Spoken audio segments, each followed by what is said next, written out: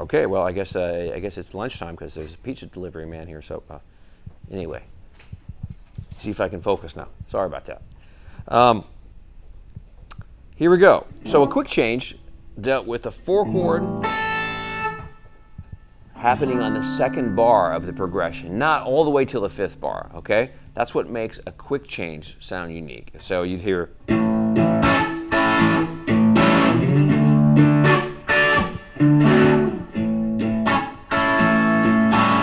That's what happens when with a quick change, where a slow change would be. And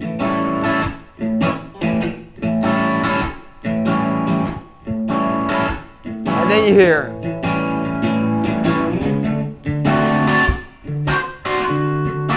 And then everything else would be more or less in the same spot.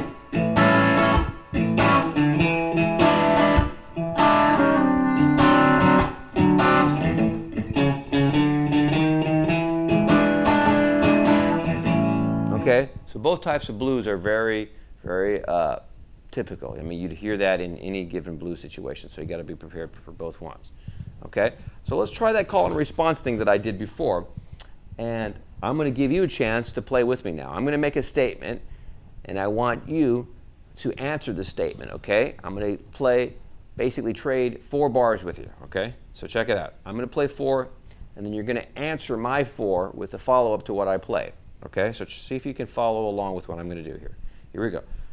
Back to that key of A. 1, 2, 3, 4, 1.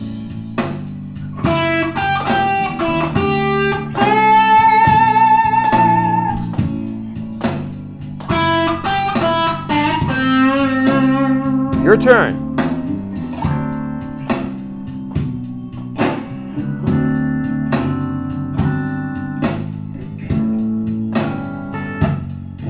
Okay, now, here I come.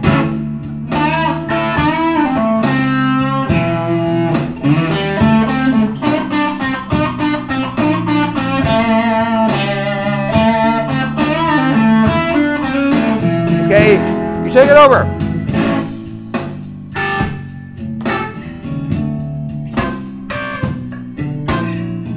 Okay. I think I know what you played. Did you do something like this?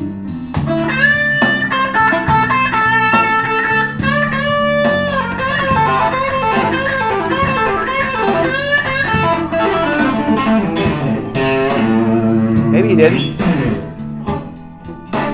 Here's your turn.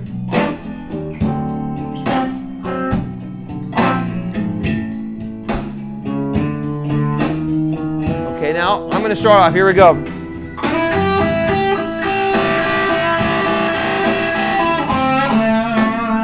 I can do it again.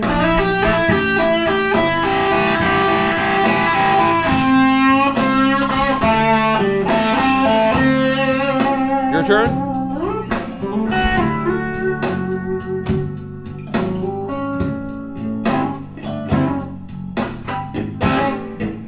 Okay, here I go. I'm coming in now.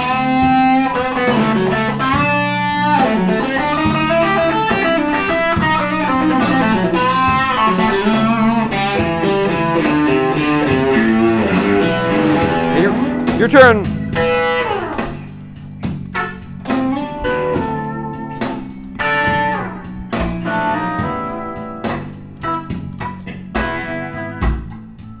Okay, here I go.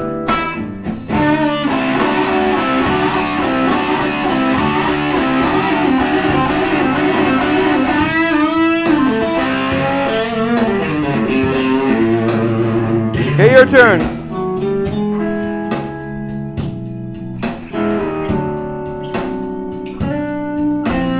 Here we go.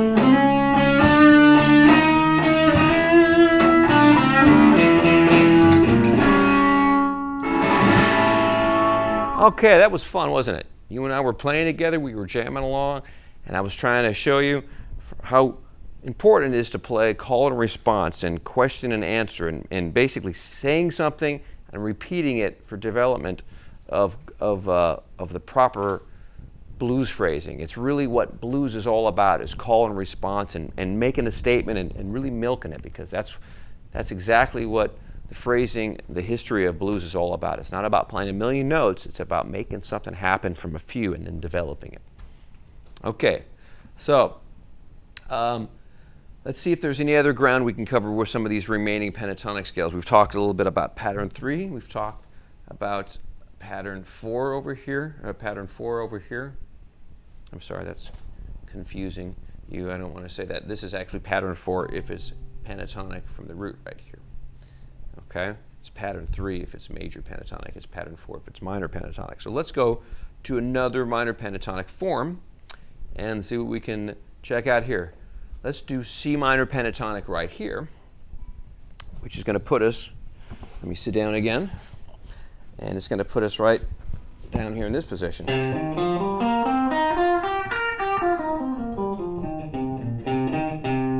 Okay, so C minor pentatonic over those kinds of chords would work real great in this position.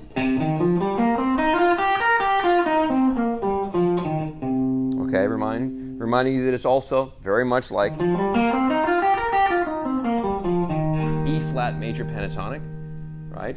But we know that it's the same scale inside of each other. Okay? All right, so let's do this pattern 2 position of pentatonic, minor pentatonic, in a group of 4 sequence. Okay, we've learned groups of 3 before. Let's do a group of 4 sequence. So that's going to be simply 4 notes up the scale, and then starting on the next degree of the scale and going up 4 more notes. Right?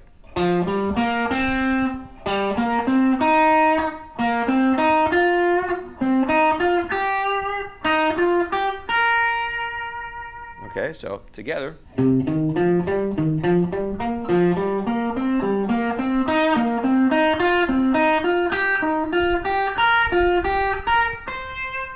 Continued it up to the octave. Okay, I could also go backwards.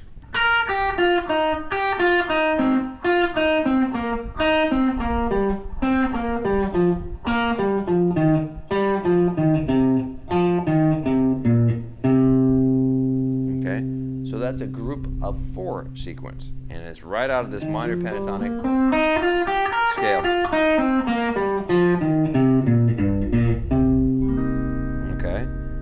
You'll hear now, let's see if we can try to make that fit into a blues. Sometimes sequences in blues can be effective. Sometimes they can kind of sound a little too academic. Let's see if I can make this one work.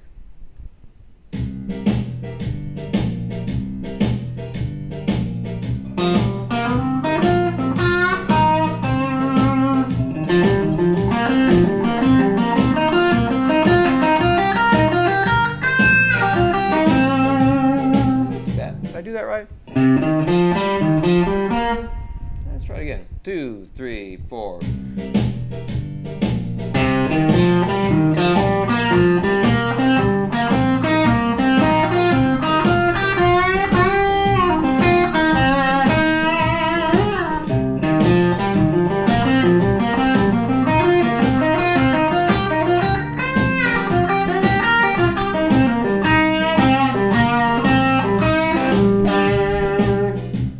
Make that work. I played it a variety of different ways. I played it like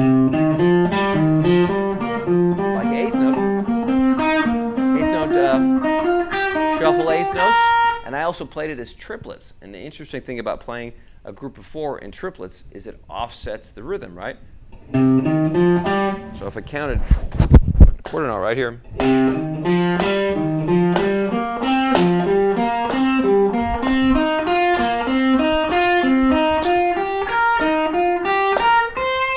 Right, I'm still playing 1, 2, 3, 4, 1, 2, 3, 4, but against triplets,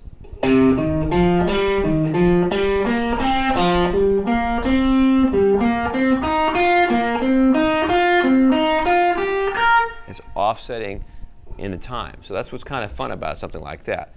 But for right now, just practice it maybe for technique, and you'll find different ways to incorporate that group of 4 in your playing. So let's do it together slowly, just for practice right now.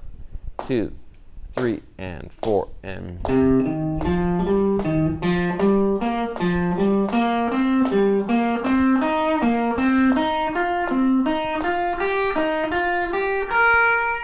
backwards.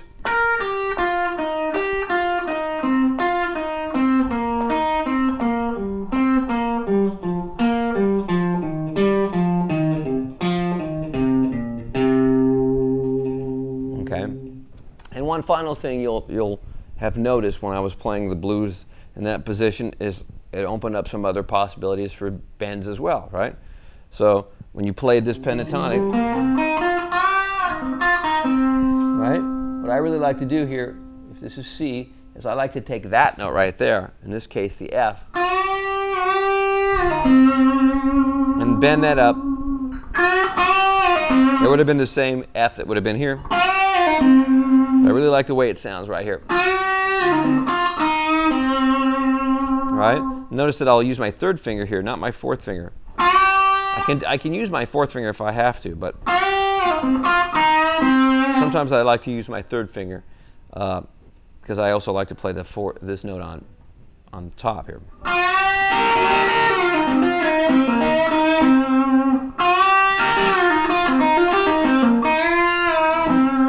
This is another good bend right here. And that's a second finger bend. I don't think we've done anything with our second finger. It's a different kind of bend. It's a whole step. Right? But it's a good combination with this one.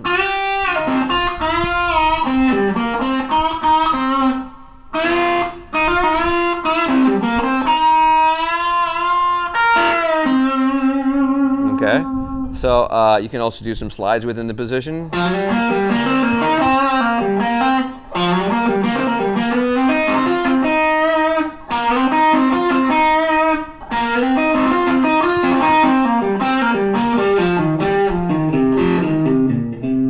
Okay, but now the great thing about all the pentatonics that we're learning here is because we're learning how to connect them, and we've got 3 back-to-back now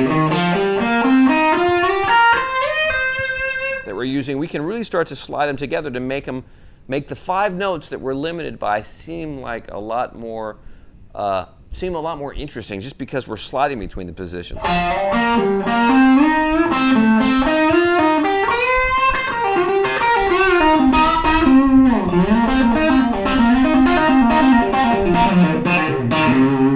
Right? I'm just kind of using my connections from slides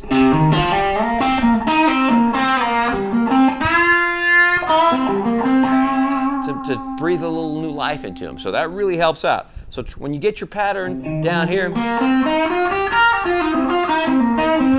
also remember to slide between the next position. Right? And start bridging them together.